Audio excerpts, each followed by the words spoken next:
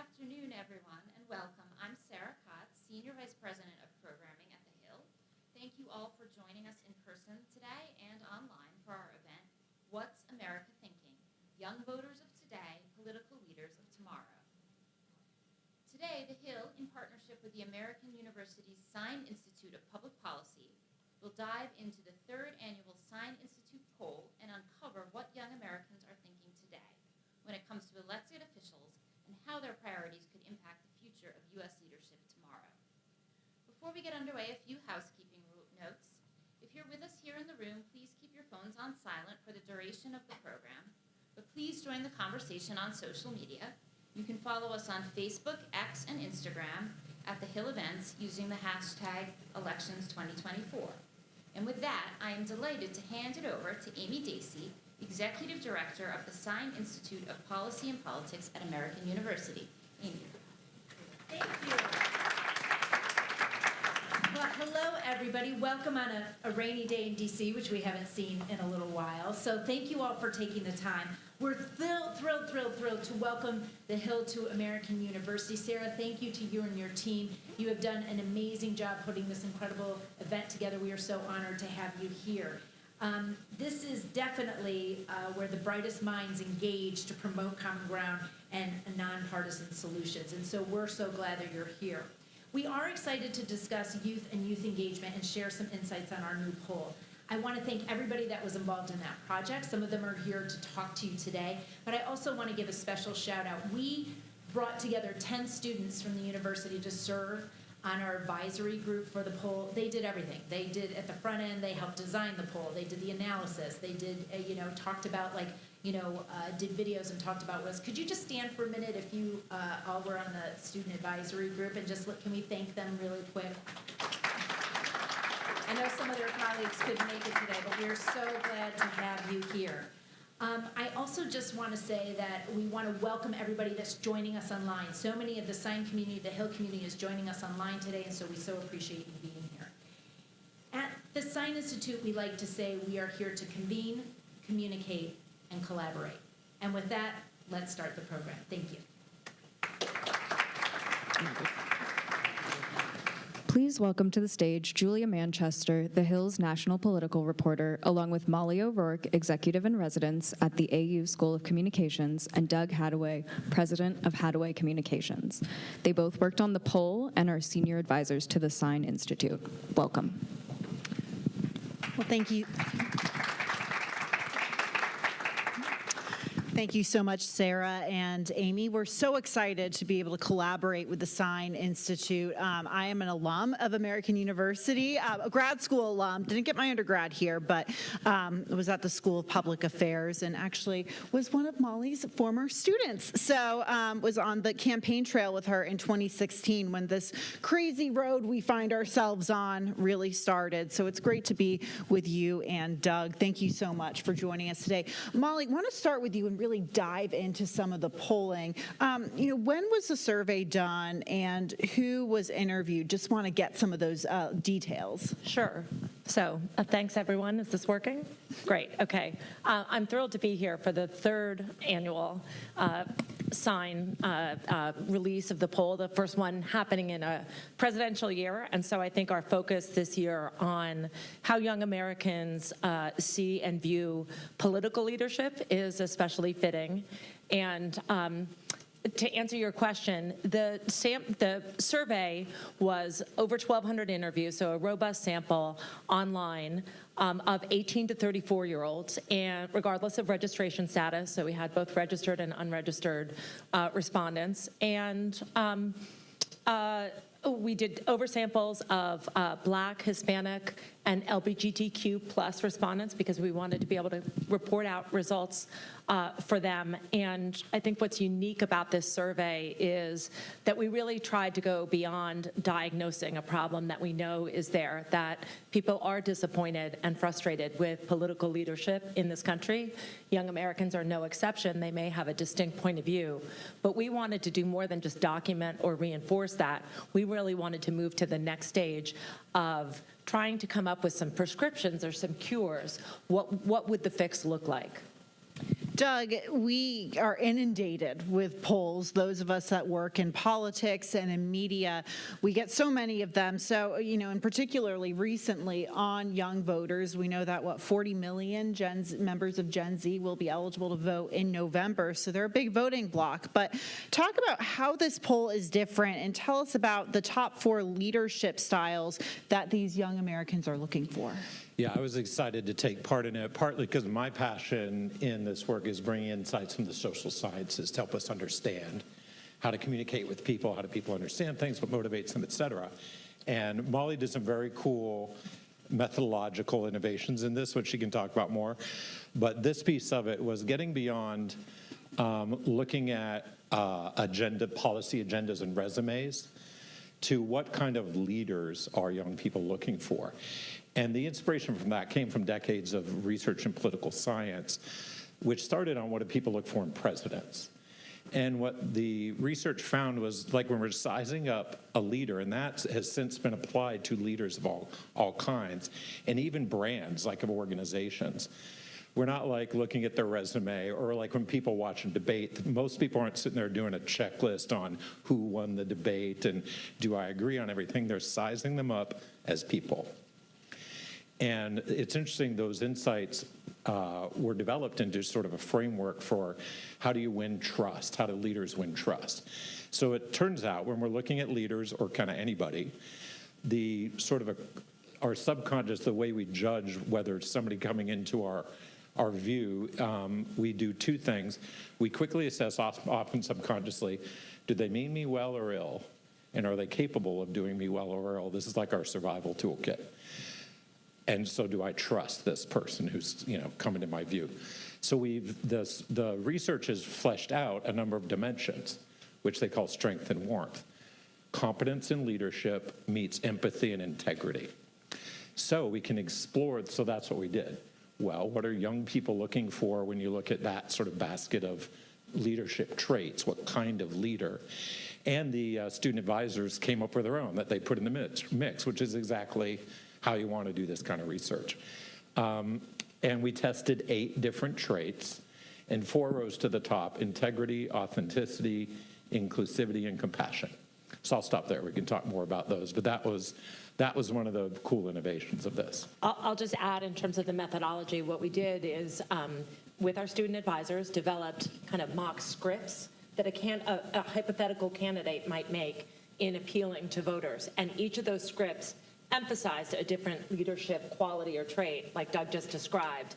And then we asked our respondents, because we know young people like to interact with surveys in a way that they're not just responding to kind of batteries and issue lists, but to really make this interactive as part of our effort to come up with a prescription or a solution. So to listen and then to rate and interact with these audio clips, we used an AI generated voice so that it was gender neutral, because I've done a lot of research to know that there are important gender differences when candidates make different pitches. So that was an example of one of the unique methodologies that we brought into this poll to, again, try and kind of get us beyond just, okay, here's the problem, but what are some of the solutions? I think one stat from the poll that really stuck out to me was 83% of young voters said they were worried about the state of democracy. That's a pretty bleak number. How does this impact, and I want to get both of your takes on this, how does that impact voter enthusiasm? Does it drive these young voters to go out and make a difference, whether they're Republican or Democrat, and really get involved in politics, policy making, or does it make them feel that they should stay at home, more pessimistic? I'll just jump in and say, I think that in part that's the challenge of both campaigns, right, is that there is this anxiety about kind of what's going on with the country. Another interesting finding is that there's a really significant gap when we ask young Americans how they feel about their own future for themselves personally. It's pretty high. But when we ask them how they feel about the future for the country, it's dramatically like 30-point gap difference. And so that anxiety and nervousness can translate a lot of ways. And what we're, I think going to be seeing in the next 6 weeks is really an attempt to harness that momentum and that energy among young Americans and get them out to the polls. Right. I think this trust framework gives you a way to assess this. One angle on democracy is, do I trust the democratic institutions? Is my vote going to be counted? Does it matter even if it is? Are the institutions going to respond to me? That's I think one of the cool things about this. There's insights in there for leaders and organizations of all kinds, including people who are in elective office, to instill confidence and earn people's trust, which goes beyond cool messages. You actually have to walk the talk. I think you hear both campaigns, just looking at the presidential level, the Trump campaign and the Harris campaign, obviously talk about democracy, but with the Harris campaign in particular, they have made democracy and protecting democracy very central to their messaging. Do you have any insight as to how voters are responding to that messaging, if that's really, or young voters, I should say, and if that's making a difference with them? One of the things we know from, we did sort of start off the survey. And actually, it would be great if we could pull up one of the slides, slide 1, if possible, that we know that one of the chief complaints is that young Americans feel like elected leaders and candidates aren't listening to them. And so anytime you can kind of have a dialogue that is more responsive to what young people say are not somebody else's agenda, but really their agenda, and doing active listening. I think that was one of the distinctive things that young Americans are looking for in their leaders. And also, we asked about a series of things that candidates could do to demonstrate really kind of strategic or tactical things that candidates could do to say and prove that they're actively listening and experiencing these things. Having, for example, like a youth advisory panel, going out in the community and working side by side with constituents, not addressing them kind of top down, but being part of the community. Those kinds of things that really emphasize being part of an experience and listening and interacting, those were really impressive for young people. Yeah, that reflects research we did with the Partnership for Public Service, a great organization for those who don't know it. It was support public servants. And we did focus groups with people to test like stories and examples of government working. And the trust was so low, it was like, what's the analogy? Anyway, we had to it took like 90 minutes of people hearing actual factual stories and we were doing it on Congress. And one of the most important things to reflect what Molly was just saying, when people heard examples of elected officials actually listening and responding, trying to get something done, that was one of the biggest drivers of trust. Molly, you brought up an interesting point talking about youth advisory boards, getting into the communities, meeting these voters where they are. And it's interesting, ever since we saw Harris become the presumptive Democratic nominee, there's been, and you see this on the right as well, I'm just going to use her as an example, there's been this groundswell of online energy, whether it was, Brat Girl Summer, Swifties for Kamala. I mean, the endorsement from Taylor Swift itself, there's been a lot of questions as to, how does this play, into the campaign? Can Taylor Swift use her, very unique, massive reach to, reach some of these voters?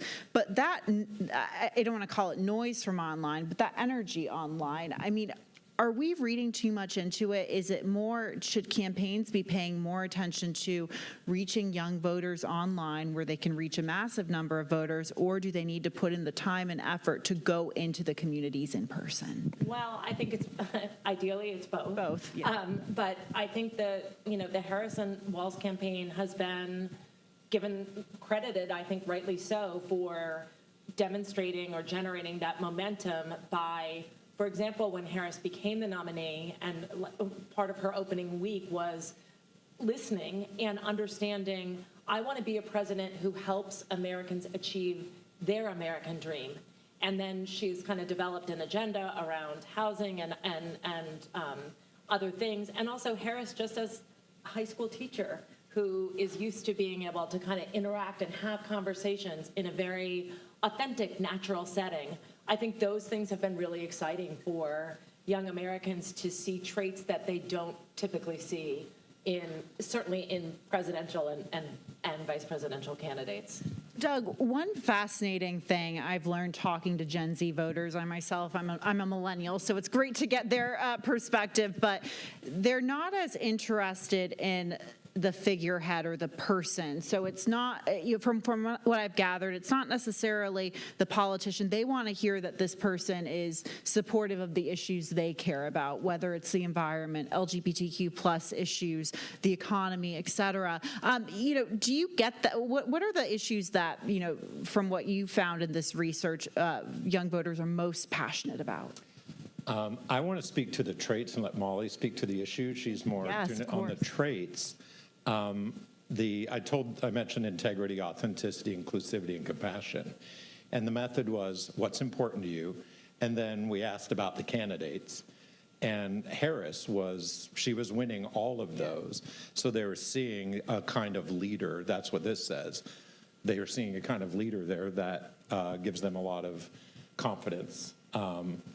And I think where the trick in these things is, stated voting intention of poll does not necessarily translate into going out and voting is the biggest, right? That's the biggest thing. Back to your question, like you have to engage with people in a real way to get them to vote. And the survey went into that. What were some of the obstacles?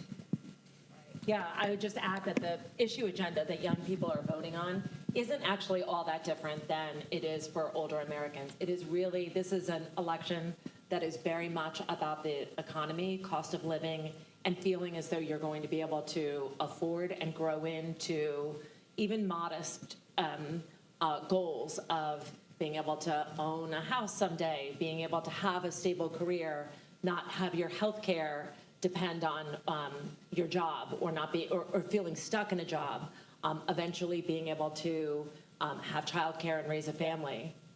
Absolutely. One issue I want to touch on, and this was an issue that many students and faculty on college campuses dealt with quite a bit during the spring, was the reaction to the Israel-Hamas war. A lot of news coverage about the U.S. response to that war and how it's played with Palestinian Americans, with Israeli Americans, Jewish American students. But I thought a finding from the poll was fascinating. 35% said they were aligned with caring about Israel and Gaza, but only 18% said they took action. I just, as someone who's covered the political response to this, I guess I would have expected that to be a larger number. I just wanted to get your take on this. Was this something that, I don't want to say was over-exaggerated by the news media and politicians, but, how is this really played among young voters? Well, I don't want to minimize at all the energy around that issue, but it is with a very specific audience of young Americans. And so, yes, a lot of that was taking place on college campuses, and so it was very visible. And credit to those young people who were speaking out on that. They were extremely smart about being able to, be media savvy and get attention. And so it's not to minimize that at all, but I think you're right that we should put it in perspective, that is not the dominant issue for most young Americans. They are really very much about kind of their daily lives and the support and resources they need to help make their daily lives just a little bit easier. And you said about 18% said they took some kind of action. Yes. Between 10 and 20 is about what you're going to see people actually taking action on issues they care about. So people will care about a lot of issues, but we have limited energy and knowledge about how to take action and that sort of thing. So you often, or it's the data on social media activity too. It's about 2% of the people create almost all the content on social media. About 10% are sharing it, and everybody else pretty much observing. That is a decent rule of thumb to think like, so 18%, that's a lot of action. But that's another area where I think there's a lot of work to be done to build trust and confidence with young people, is education and engagement to show people how to get involved in things in constructive ways, which can include protest. Right. And lots of other things that you can do. Right. We only have a few minutes left, but I have to ask this because I covered Donald Trump and Kamala Harris. What did you get from the findings in terms of how young voters are looking at those two candidates? I know that Harris obviously leads, but, particularly when there were third-party candidates in play, her lead was smaller. Do you think, and I know that our Robert F. Kennedy Jr. is trying to get off the ballot so he can, be on Trump's team. But you still have Cornel West, Jill Stein. A lot of people would argue that Jill Stein could have played a major role in Michigan, for example, in 2016. How are young people viewing these third-party candidates? Well, I think I'll fill that in two ways. At the time of the poll, Harris had just ascended to the top of the ticket. And so there was still a and I think in fairness still is, a steep learning curve that's going on. We've had the convention since then, the debate, so some of those information gaps have been filled in. But at the time of the poll and still today in polling that's publicly available, Harris has a double-digit advantage over Trump among voters 18 to 34.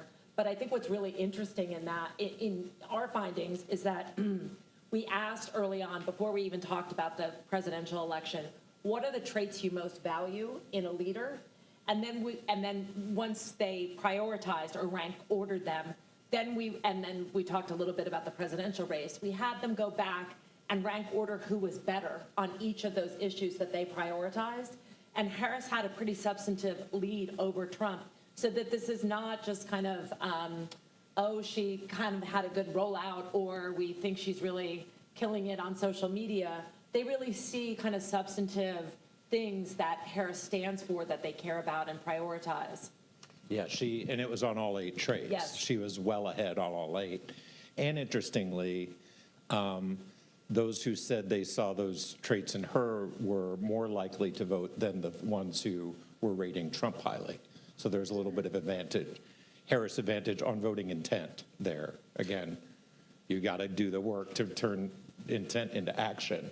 But I was like, oh, wow, she's got a little advantage there on stated intent to turn out. Interesting, and we'll be watching as we get closer to November if these, the poll numbers across the board with young voters just in general, I'm assuming it's going to get more narrow, so we'll be looking out for it. Molly and Doug, thank you so much for your work on this poll, for joining me on stage. Thank you so much to the Youth Advisory Board as well. I mean, that's just such hard work as students, so I really want to commend you guys for that.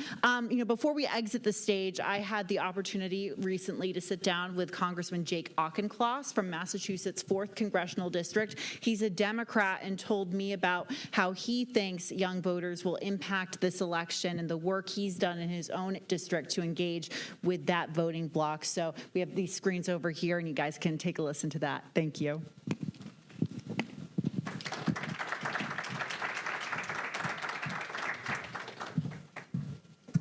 Congressman Auchincloss, thank you so much for joining us. Just to jump right into this, we have really seen a sea change among, voters in general, particularly Democratic voters and young voters, from when President Biden was at the top of the ticket to now that Kamala Harris, the Vice President Harris, is at the top of the ticket. It seemed that younger voters in particular were somewhat less enthusiastic about Biden at the top of the ticket, but now there seems to be so much excitement with Kamala Harris at the top of the ticket. What is she doing differently here? Why are they so much more enthusiastic about her? There's no question Kamala Harris has closed the enthusiasm gap in the Democratic base. Joe Biden, when he was at the top of the ticket, was underperforming with voters under 30, with voters of color, and basically overnight, that enthusiasm gap closed. I think there's a number of reasons. One of them is that it felt like Washington was listening. There was this building anxiety about the age and acuity of the president and about his ability to win in November. And it sort of felt like people weren't listening or responding to that concern. And then all of a sudden they were. And as Nikki Haley said months ago, the party that changes the top of its ticket will win the election. Democrats did it, Republicans didn't, and I think Democrats will win the election because of it. Right, and moving into the election, I know that Democrats seem very enthused across the board about this idea of young voters being, energized Generation Z voters. So many of them are first-time voters this election cycle. But just looking at data, and I'm looking at a U.S. News and World Report survey, it found that 48% of 18 to 24-year-olds turned out in 2020 while nearly 80% of voters 65 years and older turned out. It seems like younger voters are less reliable than older voters. How do you guys flip the script on that? How do you guys, essentially, how are you able to make sure that these voters turn out in November or even before November through vote by mail or voting early? I don't think it's realistic to flip the script entirely in one election cycle. This is a generational project. Younger voters have almost always turned out at lower numbers than baby boomer, or I should say as the older generation voters have, and that's a persistent trend that I think would be unrealistic to say, oh, we're going to flip that script in the next 2 months.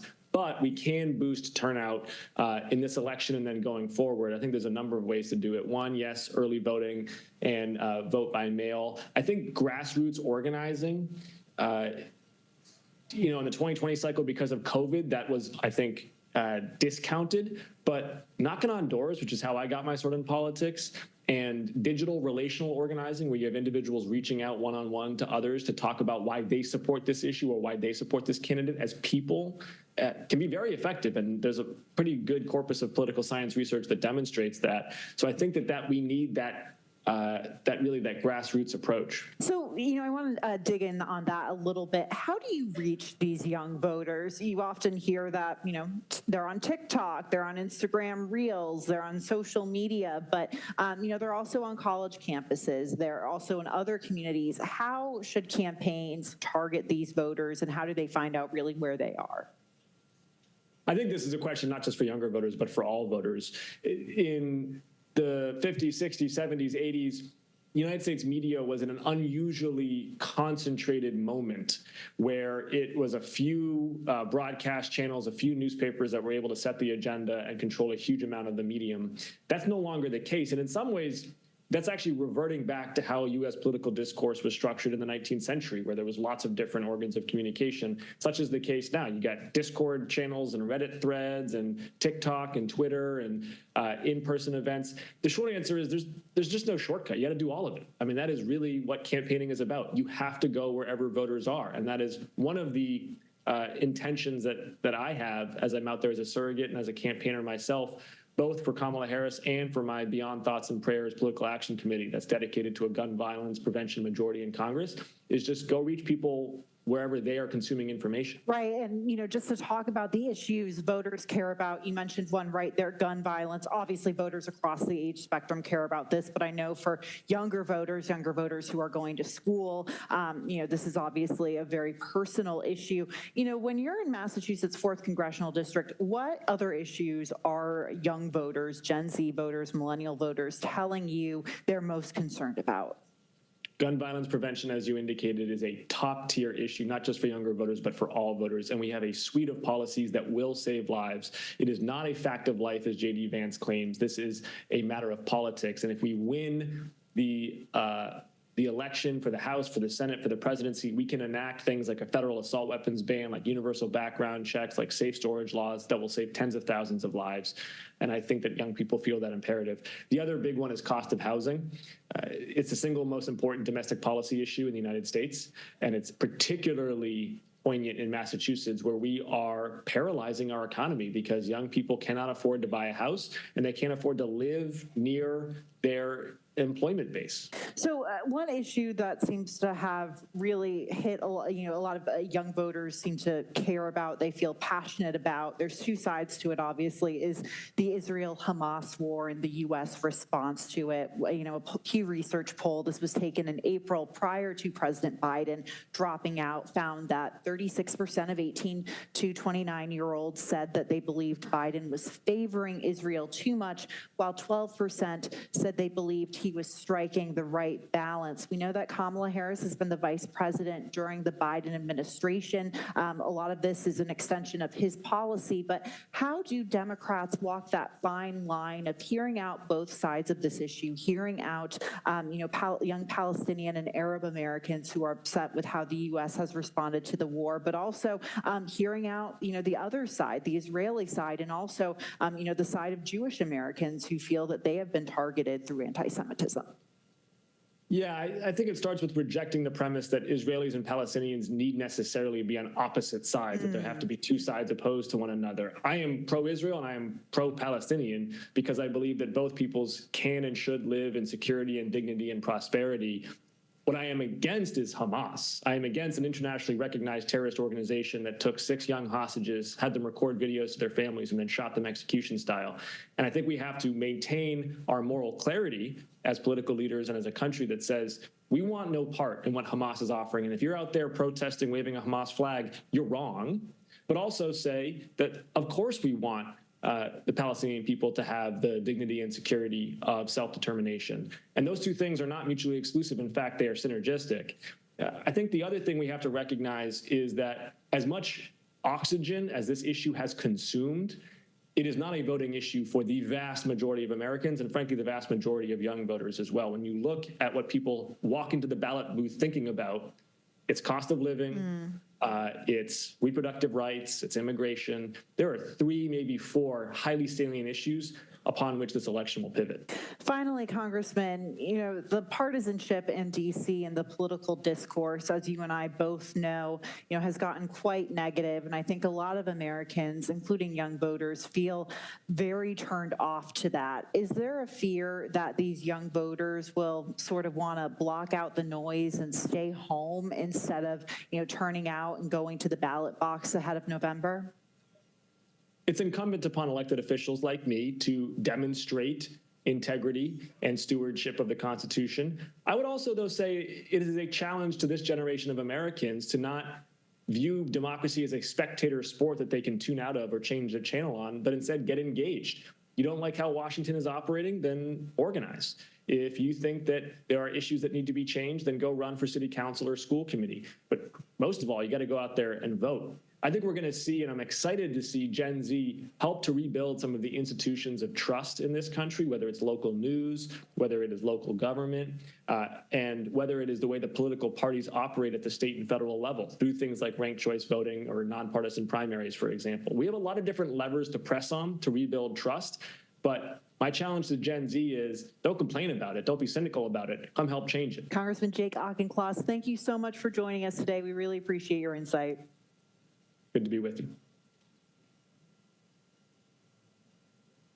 We now go across the aisle to hear the view from congressional Republicans. Julia spoke with Congresswoman Nicole Malliotakis, a Republican from New York and vice chair of the Problem Solvers Caucus, which aims to foster bipartisan solutions to tough issues. Take a listen.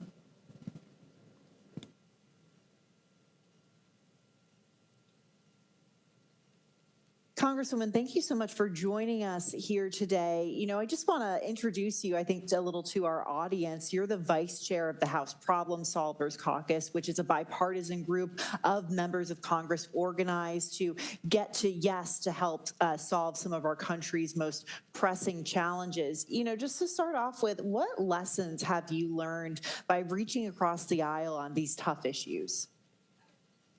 Well, we're in a very polarizing period in our nation's history, and unfortunately, a lot of times things that you don't think are controversial somehow become controversial. Yeah. I remember I was one of 13 Republicans who worked with Democrats to pass our infrastructure law during my first term. And this was critical because the funding from this infrastructure package, particularly for an aging city like New York that I represent, where we have needs for roads, bridges, our ferry system, our sewer system is very outdated, and many other things, maritime industry that supports so many jobs. This was critical, but yet somehow after this bill was passed, we got death threats for voting for roads and bridges. Like, who thought that was going to be controversial? I think a lot of it is explaining and making sure people understand what's really in these pieces of legislation. Sometimes there are just people who are out there giving misinformation of what the bill does, what it funds, what it could be used for, and making sure that we inform our constituents about these things, I think, is a real key. Making sure that people understand facts, both lawmakers who are voting on these pieces of legislation, and the American people who are paying, right? They're the taxpayers. They deserve transparency. They deserve to know. I think that where we can, we find common ground.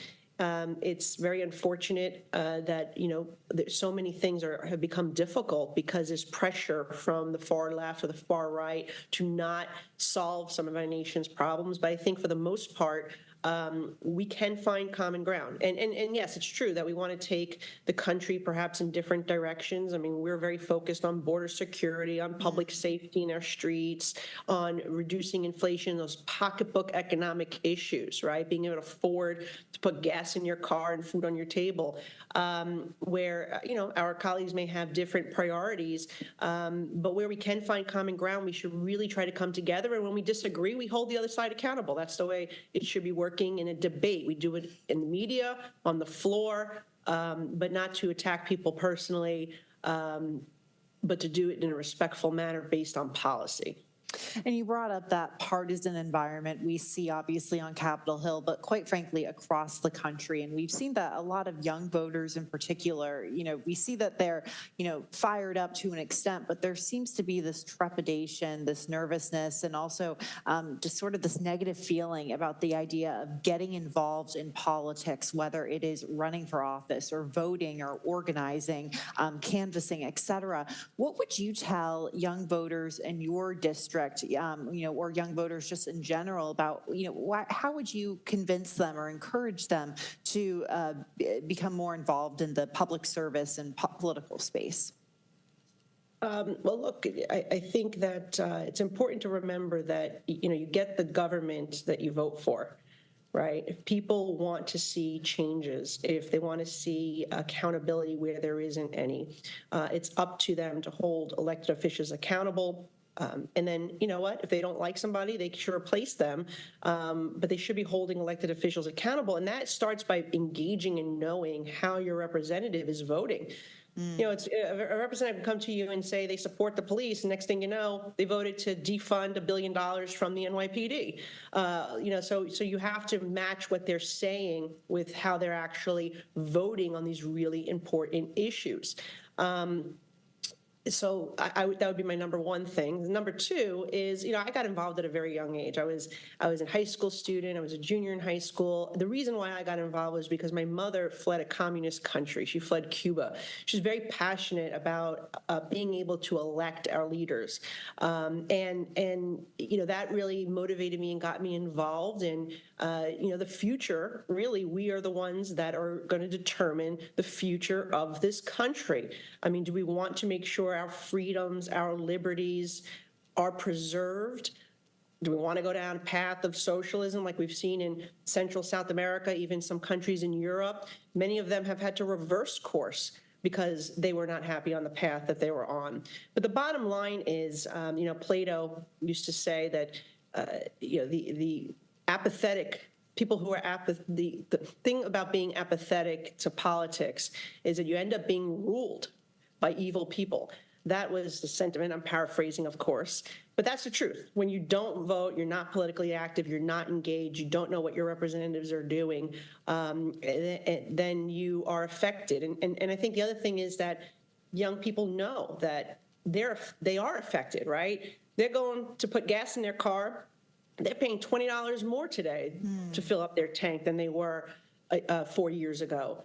Their interests on their credit card bills are the highest they've been in 2 decades. They're looking to start a family and buy a home. They can't with the mortgage rates this high. It's just completely restrictive and unaffordable. So, they may be concerned about public safety. That's a big issue in my district. Yeah. They have to see what policies led to safety declining and then not vote for those people who put in place those policies.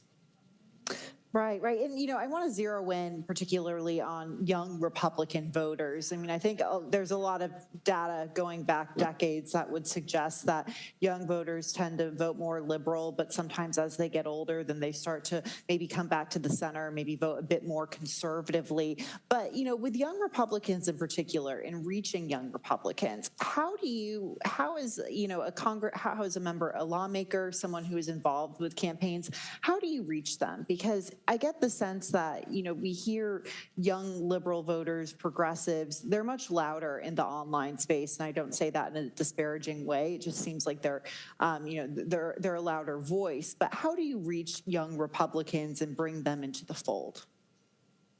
I think you got to meet people where they are, right? And that means engaging them. There's a lot of young Republican clubs. There's college Republican clubs, going to where they may be, whether that be a sporting event or a concert in the district. Sometimes there's a lot of different walks that raise money for different charities that you'll see a lot of young people participating with their schools, with their families. So trying to engage them. I'm big on animal rights issues. That's an issue that young people really care about, right? And so I'm involved with a lot of my local rescue groups. And that has, been a great opportunity to meet more young people. Working with my local colleges, we've been able to deliver a significant amount of federal funding for our local colleges and giving children and young people opportunities. I think that that's what this is really all about. Going to like sporting events. We have something where we do a basketball clinic. Things like that, I think, are great ways to engage young people and to hear what they're thinking, what their thoughts are. I try to do it as often as possible because I think it is important to get an idea of what their issues of concern are. And they're concerned with the environment. We do beach cleanups in my district as well. It's some way that we can engage people. But at the same time, they're concerned about affordability, right? They want to be able to go out with their friends and to travel, and they're seeing, airfares are so high, you can't fill your gas tank. It's becoming too expensive to do things that you would love to do with your friends. Even going out to dinner or drinks has become something that you have to save for the weekends to do, right? So I think talking to them about why everything's so expensive right now. Don't they want more access to things that they can afford? And I think that that's where these discussions about what is truly driving up the cost of everything. While it's partly an anti-energy agenda, so that's number one. It also is a lot of spending that has put pressure on the dollar, spending by government that's put pressure on the dollar. They have to understand, I think, those dynamics, and I think a large part of them do. I think the thing is that, like every American, when you turn your lights on, you just want the lights to come on, right? You never think about the process of how it gets there. But I think it's sort of the same thing with legislation and policy, and some of these issues that you're impacted with each and every day. What's so interesting about your response is that you talked so much about in-person meetups, meeting voters in person and having that face-to-face contact. And, oftentimes I think when we talk about young voters, people automatically think social media, whether it's, TikTok, Instagram Reels, X, et cetera, the list goes on. Do you think maybe we're putting a bit too much stock in social media for getting these voters engaged? Is it broader than that? Well, I think social media is really important, right. Unless you're somebody who, unfortunately, is controversial in government, right?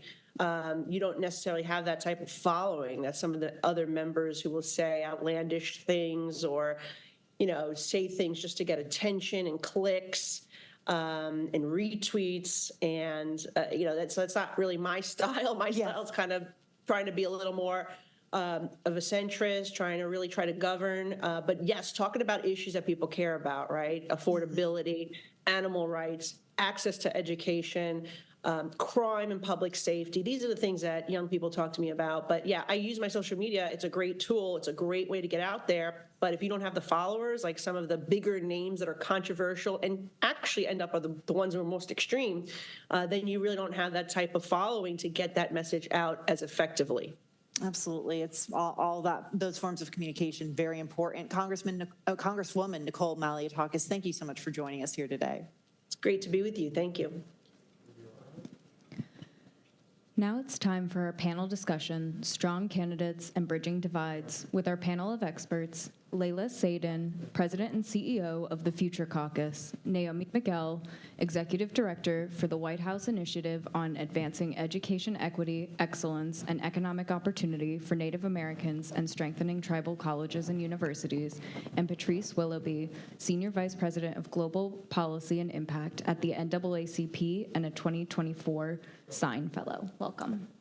Well, Patrice, Naomi, and Layla, thank you so much for joining us here today. We appreciate it. So I think at the time when we were putting together this event, the 2024 race looked a little different. It looked a lot like the 2020 race, and there were two old white men running for president. Now you have Kamala Harris, obviously a South Asian black woman running. You have Tim Walz, her VP, much younger, 60 years old, and J.D. Vance, who is a vice president on the vice presidential nominee on the GOP side, much younger, I think under 40 or just turned 40. So, I want to get all three of your takes on how this has really shaken up the race. It seems that now with Kamala Harris at the top of the ticket, Democratic voters in particular are energized. So I just wanted to go down the line, starting with you, Patrice. How has this shaken up the race in your view? Well, first of all, thank you to American for inviting me here today. It's wonderful to see so many young people in the audience. In politics, relatability is critically important, and I think that too often politicians speak political speak, and the shift in this year's election has really energized the electorate because with the addition of Kamala Harris, there's a candidate who's extremely relatable.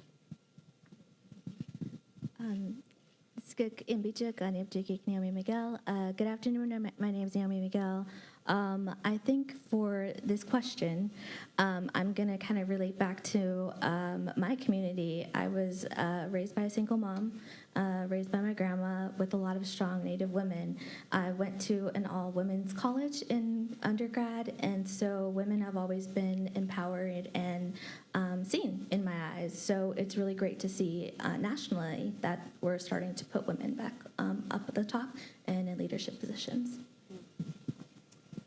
Well, thank you to American and to Sign for having me. I'm Layla Zayden with Future Caucus. And listen, I'll point us back to the poll that we're all here for, right? The number one trait that young people said they were looking for in their elected leaders is integrity and then authenticity. To your point about somebody coming into the race that people felt like they could relate to, or at least in a lot of ways disrupted this really stale, static matchup that we've all seen before with a new generation, a younger person. She could have passed for a millennial in my eyes. I didn't realize she was that age when she became the nominee. But I think when Vice President Harris became the nominee, it really disrupted something that felt old and inauthentic, and sort of replaced it with a matchup that I think brought a lot of joy and a lot of forward-looking momentum to the conversation. Right. And Layla, you mentioned traits in particular, and I want to get to the issues. Obviously, we know that the issues are very important to this, but do you think, based on, I know you work with an organization that works to get younger people to run for office, and be lawmakers, how much does personality play into this? I mean, it seems that going back to 2016, a lot of these elections have been personality-based. Mm-hmm. Yeah, well, so the reason that I got into this work is because my parents were born in Morocco. They immigrated to this country, and I grew up really proud to be an American. And what was behind that was a love of the opportunities that I had that my family in Morocco didn't. Sure, it mattered that the candidates who were making those decisions were relatable or looked like me, or I felt like I belonged. But at the end of the day, what they were doing mattered so much more. And I think when I look at our politics today, I see two problems. One, we don't have enough of the younger generation, young, diverse leaders who can get people excited. But then the ones that are there, and the 75% of state legislatures right now are older than 45 years old, are not delivering results in ways that make us excited to participate in our democracy. And so personality matters, but once you do, when you're in that chair, the political leadership of the people we elect matters so much more, I think, to young people and to people everywhere. Naomi, I understand that you're fresh off the campaign trail. You were just in Arizona, a major battleground state this election. What did you see when you were on the ground? So Arizona is a unique state, as all of you know, but it has a very unique history, specifically with Native American voting. I'm not sure if you're aware, but I wasn't considered a citizen of this country until 1924. So only 100 years ago. And even with that citizenship into this country, we were not able to fully vote.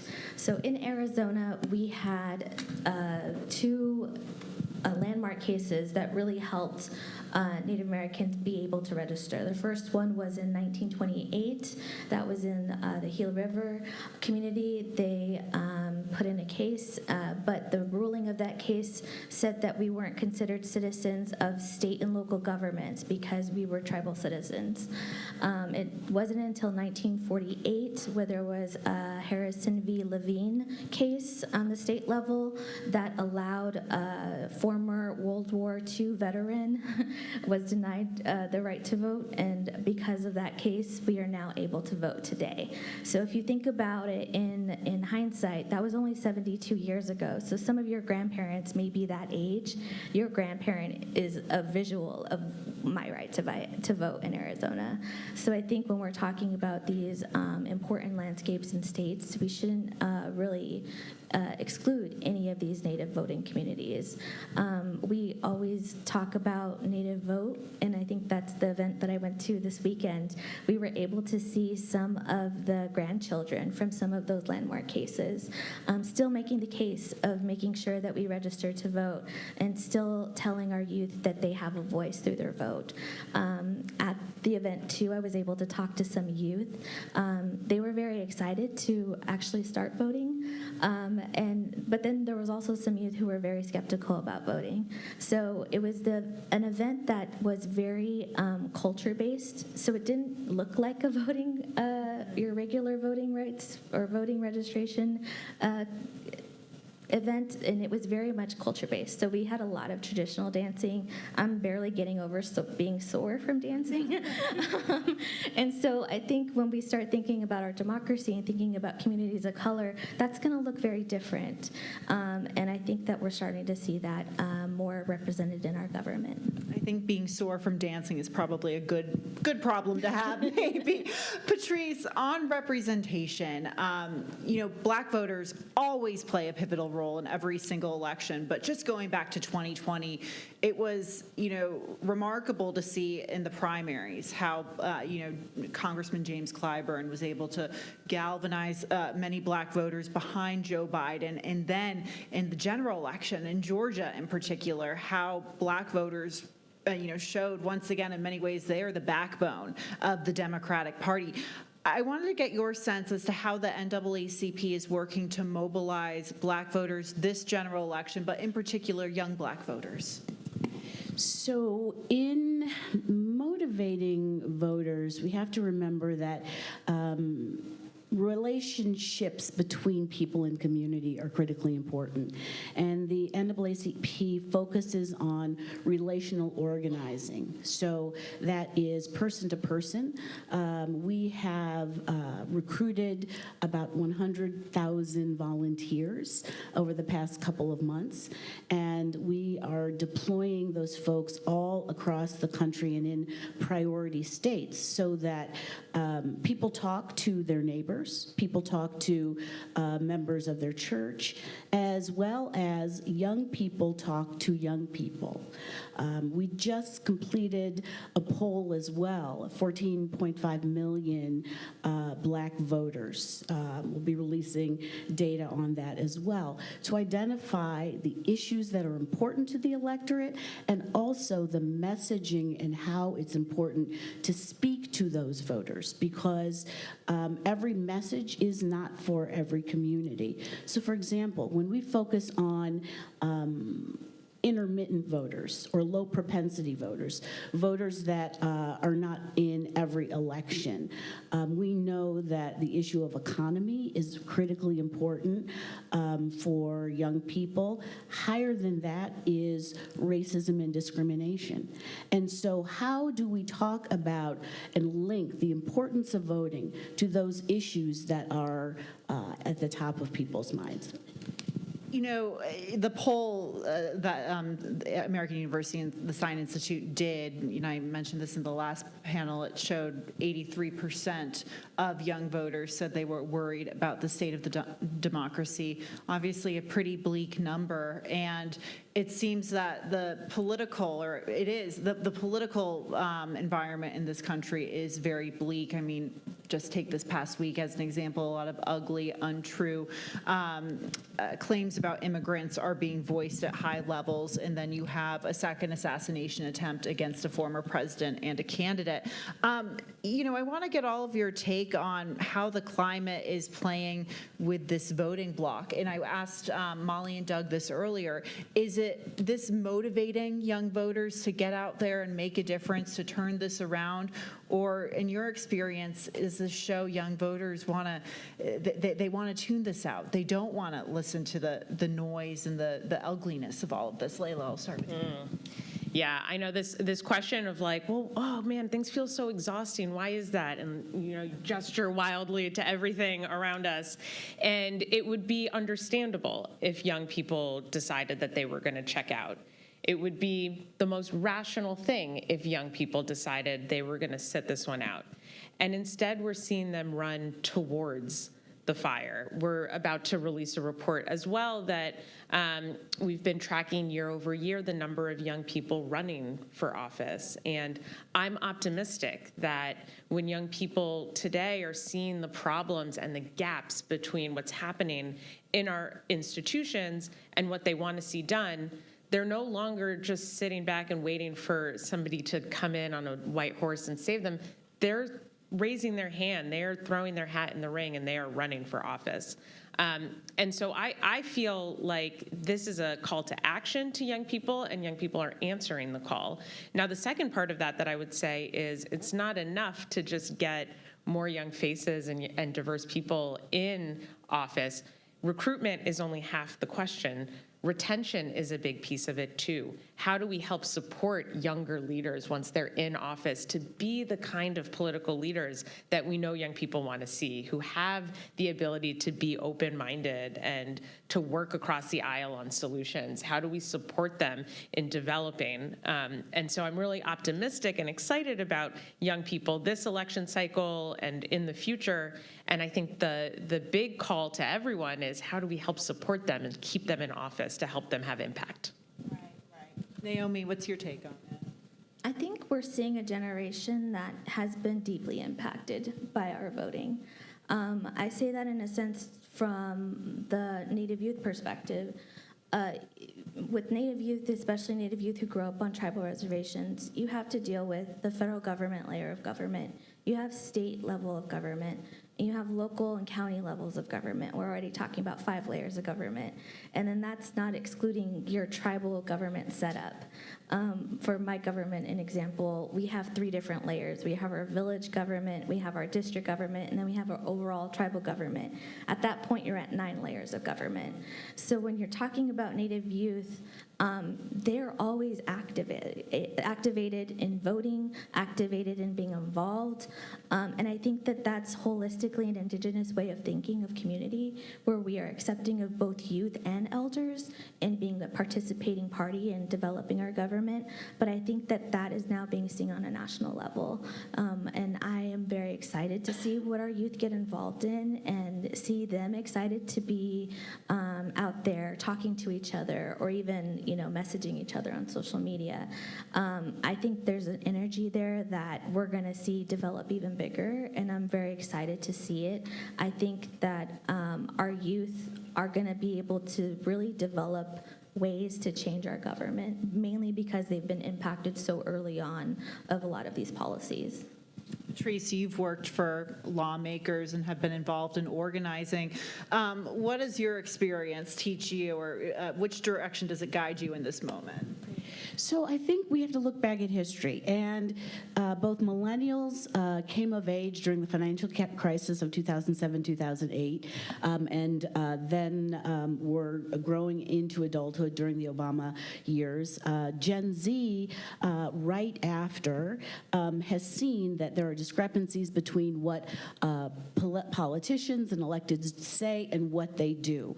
So if you sort of put those things together, people have gotten the message that being engaged, activating, being an activist is really useful activity.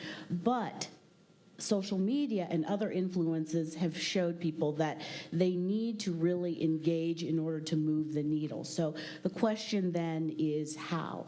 Clearly, I think that a lot of our messaging about the importance of voting has gotten through. But I also think that because young people don't have the context of history of seeing the democracy go up and down, that is the vulnerability that causes people to disengage. So, historically, at the NAACP, we, of course, believe in that arc of moral history continues to go up.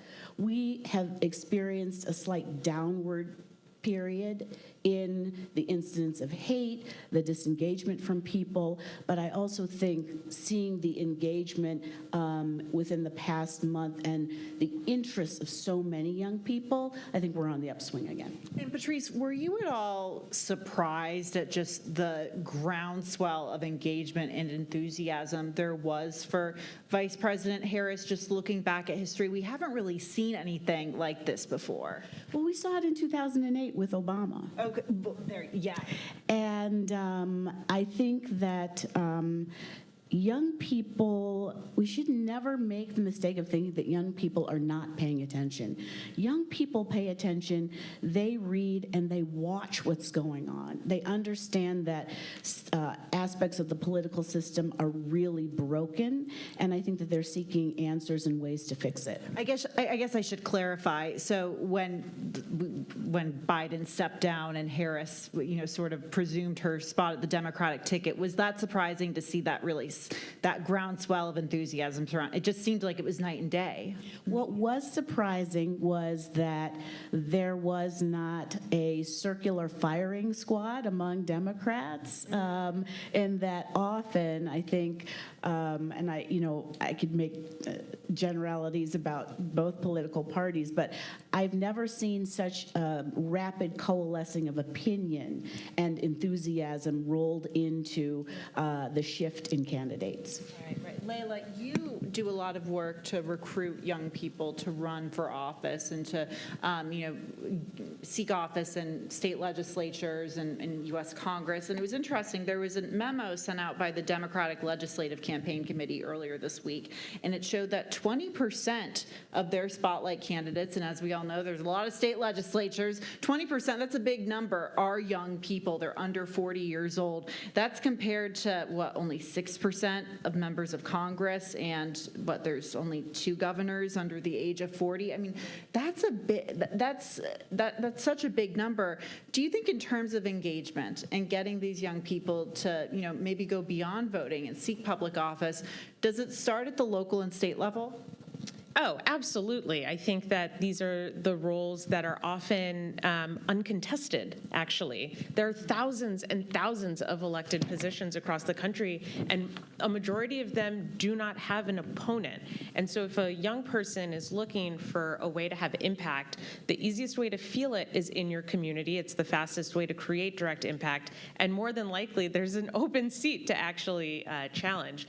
Future Caucus was founded because we saw political polarization as the single greatest threat to our generation. The more that people cannot agree on how to move solutions forward, the more nothing happens, and the more our generation gets left holding the bag. And, I think there's a lot of reasons for us to distrust government, our democratic institutions, and I think to actually feel at a local level what it is to be inside of a governing body, that also gives you an opportunity to make it really visible to other young voters. And it's, I had a mentor tell me once, you can't You can't talk your way out of a situation you behaved your way into. Can't talk your way out of a situation you behaved your way into. It's very good advice in general, but it's very true when it comes to losing the trust of voters. And so if we're going to earn that trust back,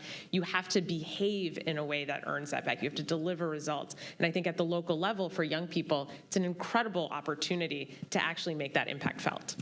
Naomi, I think unfortunately a lot of issues impacting Indigenous communities in the U.S. and North America and around the world, quite frankly, go undercovered by the media, by lawmakers. We've seen that Interior Secretary Deb Haaland has done a lot to draw attention to a lot of these issues. But what issues are most impacting these communities? What issues would you like to see changed in these communities? Well, I think for Native youth, one of the top 3 issues that I hear from them is looking at climate change.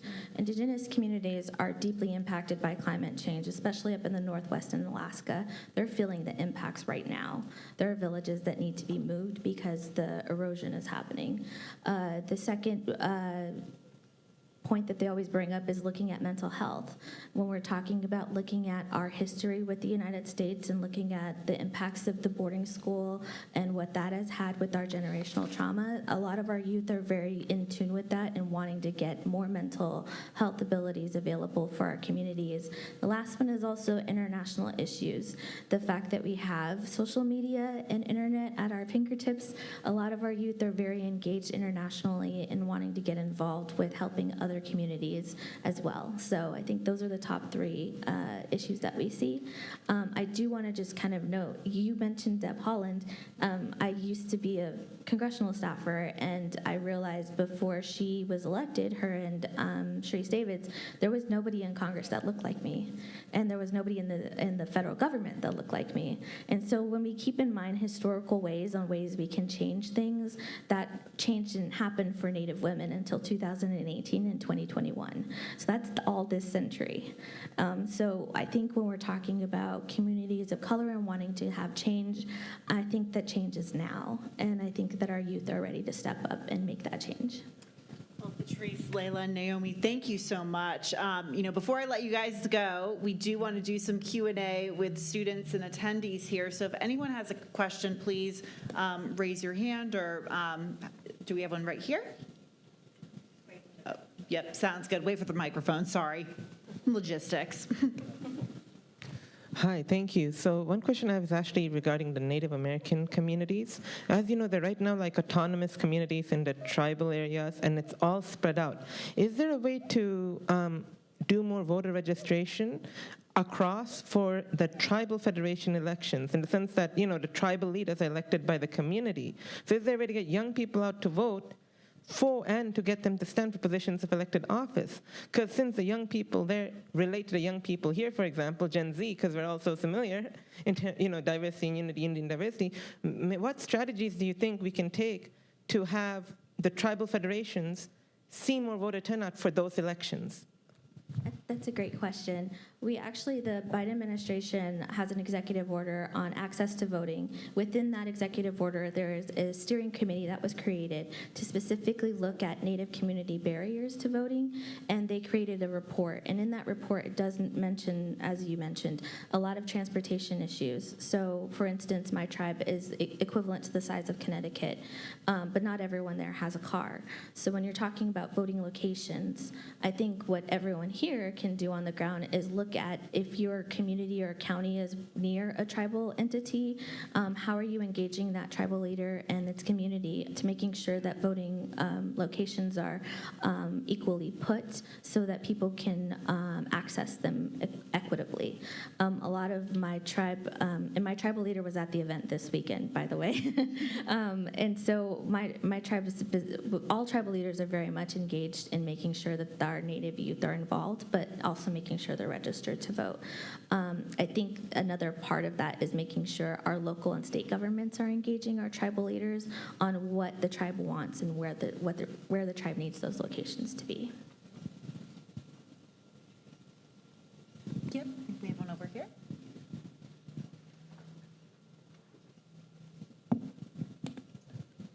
Hi, I'm Okinawara Pollard, software at Howard and a member of the Coalition of Trouble.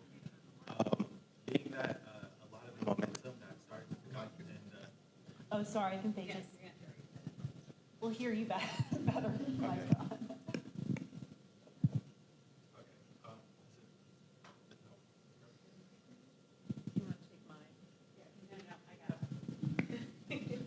Sure. The suspense of your question.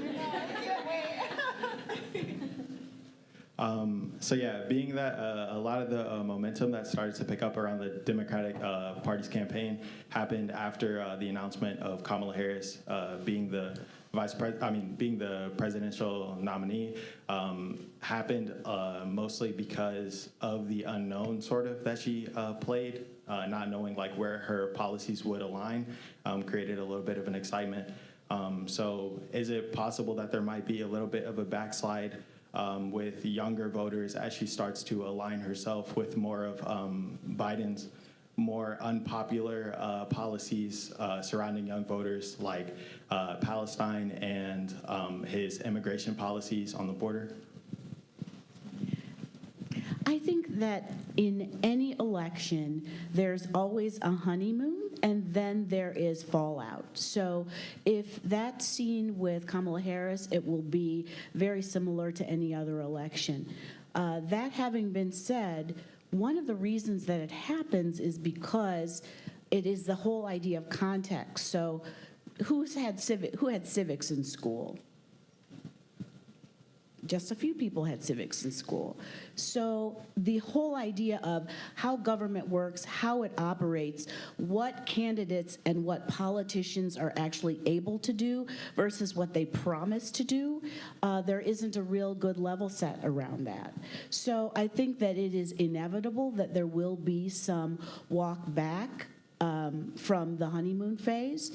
But I also think that that's where it's incumbent upon folks who are voting to understand all the levers of government, the political process, in order to contextualize that.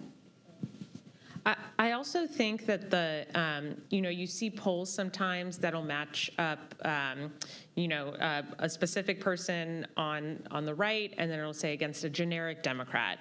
And then that number's higher than the matchup between a specific person on the left. And I think it's because there is no person out there that is going to satisfy what even just the people in this room all want, right? There's no perfect person that can encapsulate all of that. And so you start to see like drop off, right? When there's an issue that you're like, this is not okay, and then that person steps back because a person is imperfect and is going to have policy ideas that are at odds with some subset of people.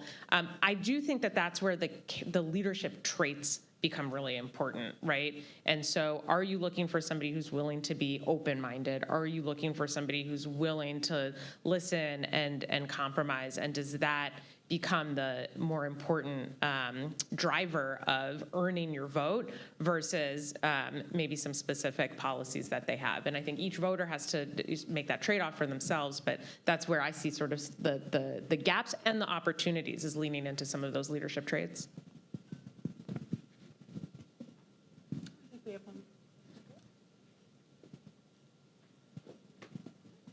Hi, my name is Natalie. I'm a first-year Master of Public Policy student here at American.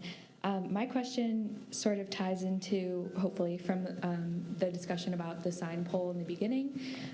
So Patrice mentioned a lack of historical perspective for youth voters, leading to pessimism and disengagement, which was a really interesting point and I think really salient for youth voters. And this was sort of reflected in the sign poll, that youth have a frustration with leaders not listening to them or not talking about issues that are important to them. And then Layla also mentioned the threat of polarization. So how do you all think that youth voters should be thinking about the balance between integrity and authenticity, which were top qualities from the poll that youth voters desire, and balancing that with consensus building and governing across the aisle? So my question is, how should youth voters think about that, and how should candidates walk that tightrope as well? I think this is such an incredibly important question because when I read the characteristics in terms of integrity being the highest value, I think there is nothing to negotiate when it comes to integrity with someone who's in political life, because you've got to believe what the person is, that they're going to do what they said that they're going to do. But our political system developed in a place that is a little different than we are now. Everyone believes that generally that they're right, that they have the right to have everything. And so our political system is based on compromise.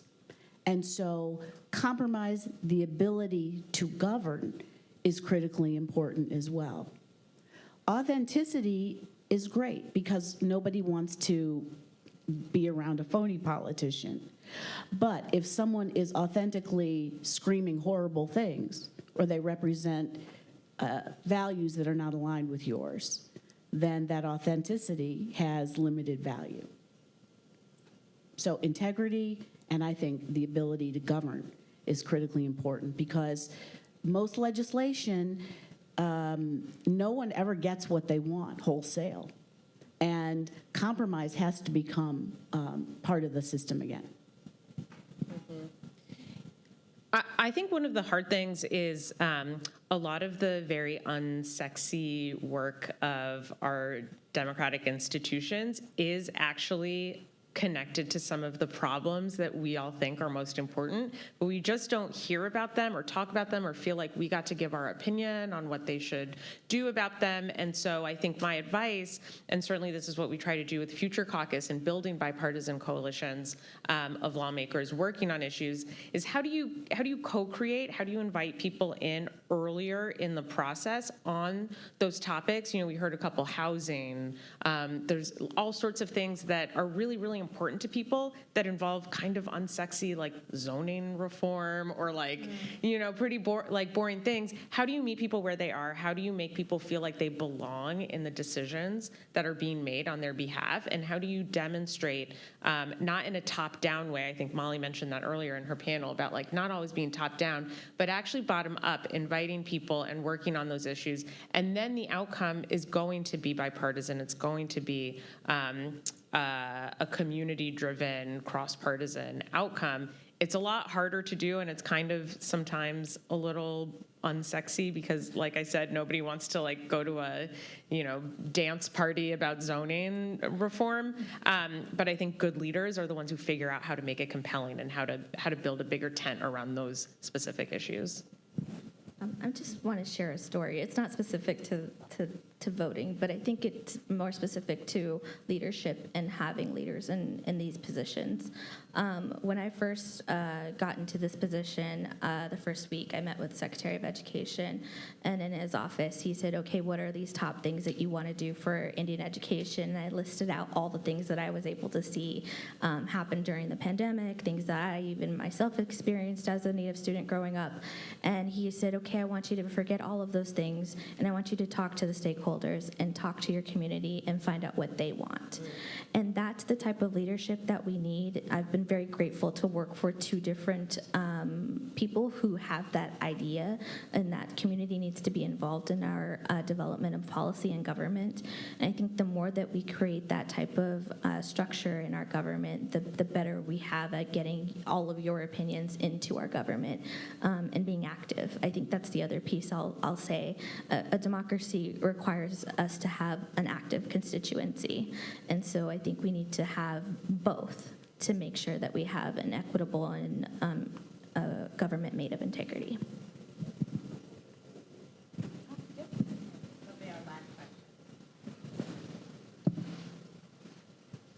Thank you. Okay. Hello, my name is Jada. I'm a junior political science and sociology student at Howard, and we're here with the Howard University Coalition for Good Trouble. Just like to say thank you so much again for having us here. And so we've spoken a lot about young people, and I really want to shift it a little bit into incorporate the intersectionality of young people into this discussion, focusing not just on the fact that we're young, but also race, sexual orientation, gender, just where we're at geographically in the nation. And so a lot of young people, especially young people of color, are registered to vote. Already we have been pre-registered since we were 15, 16 years old, depending on the state.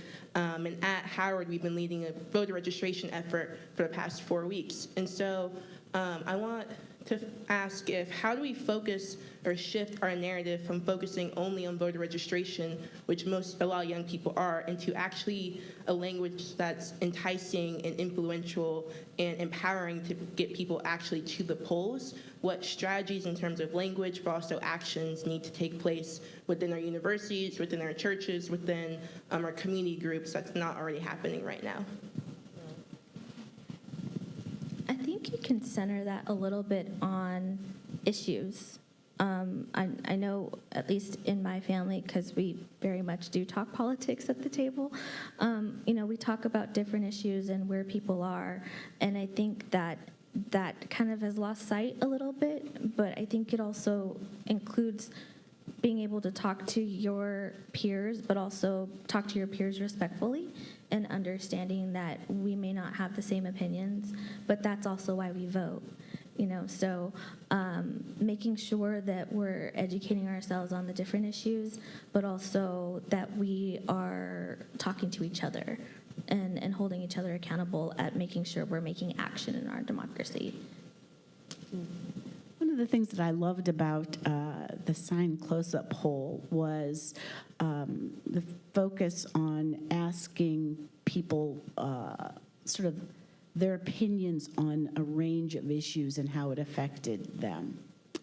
I think the way that you engage those conversations is by starting at the point of agreement in terms of what are people's interests.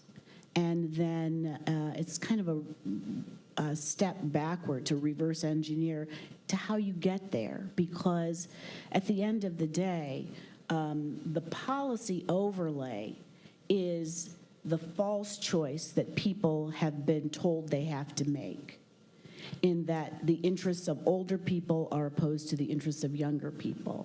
One of the reasons that if you look at policy, so much money flows upward to upper income and upper age limit cohorts is because younger people are not really represented in that discussion.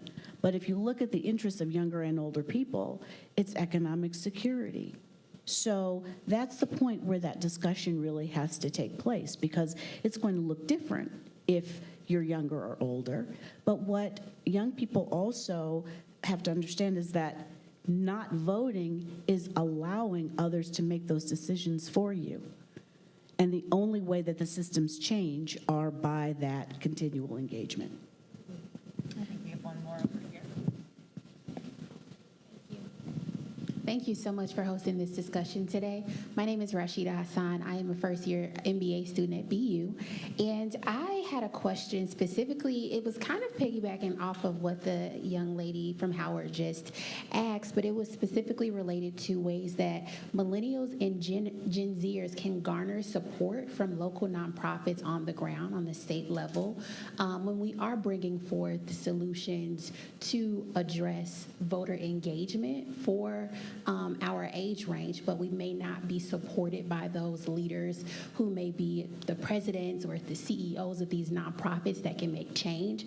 What piece of advice would you give to, or would you share with us that may come forth with solutions but may not be supported from those leaders in these roles? So can you clarify trying to get like nonprofit leaders to help in voter registration drives or voter turnout drives? Yes. So if there are a group of millennials who may have an event and ways to engage their own generation of people, and they're bringing their, for me, I want to partner with the nonprofit, but I've noticed that there's a bit of pushback from the leaders in the different nonprofits who are focused on voter engagement, but I don't know if it's because because I'm a millennial bringing this forward, and it's not the person that's over the organization or what, and how do I break beyond that barrier during this time, which is very crucial. Yeah. I mean, you got to show them the receipts. Like, you have to demonstrate that you are credible, that you are power building, and that you have value, right? Like, you know it. The people that you're organizing know it. And I think it goes back to the, like, you can't talk yourself, or you can't talk your way out of a situation you behaved your way into.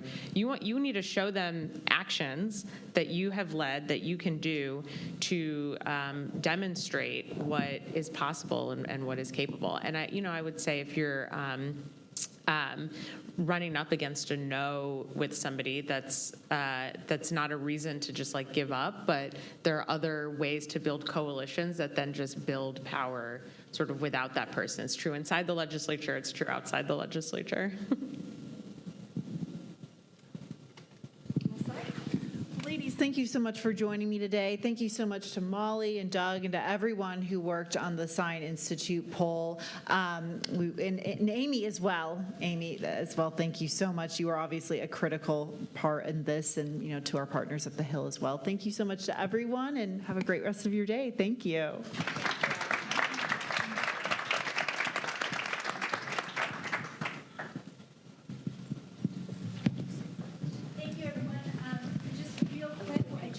Sure that everybody here knows that we believe at the Sign Institute that what you do when you leave the room is actually even more important than having this conversation and participating today. So I really hope that everybody will sign up for the Sign Institute's newsletter, social media.